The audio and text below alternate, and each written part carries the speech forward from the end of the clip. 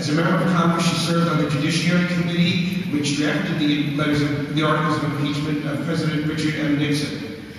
She currently practices law in the city, and in 2006 had an essay published in The Nation calling for the impeachment of President Bush. That's since evolved into a book co-authored by her entitled The Impeachment of George W. Bush, A Practical Guide for Concerned Citizens.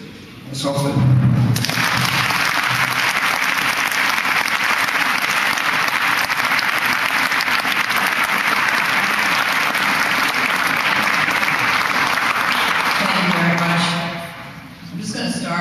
Very honored to be on a panel with such distinguished constitutional experts and people who have spoken so courageously on behalf of the Constitution. I want to thank the organizers of this event for bringing us together, and thank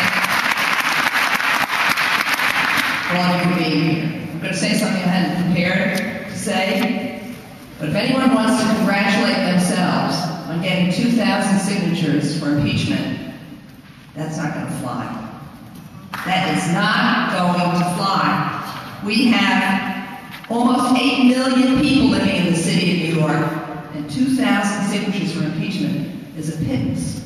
The people have to be mobilized. People have to understand what's at stake. Why do you think Congress started impeachment proceedings against Richard Nixon? It wasn't 2,000 signatures. The American people rose up. Congress was the same cowardly, pusillanimous institution that we have today.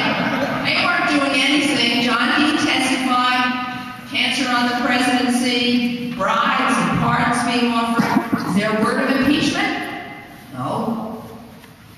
But when the Saturday Night Massacre happened, and Richard Nixon fired the prosecutor who was investigating him, the American people, not the Congress, the American people rose up and said, we are not a banana republic, and we are going to have the rule of law, and you, Congress, have to get off your rear ends and do something.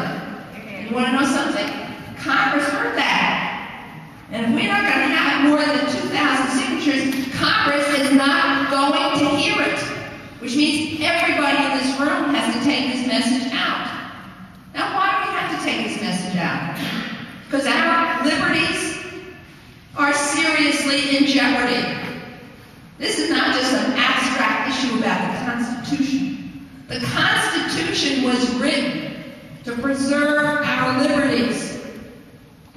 And that's what's at stake. No more and no less.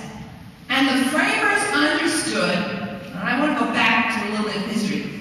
Bruce is a much better historian. He goes back to pre-Magna Carta times. I can't get there quite yet, but I'll just go back to the framers' debates on the Constitution. You can read some of that in the book I wrote.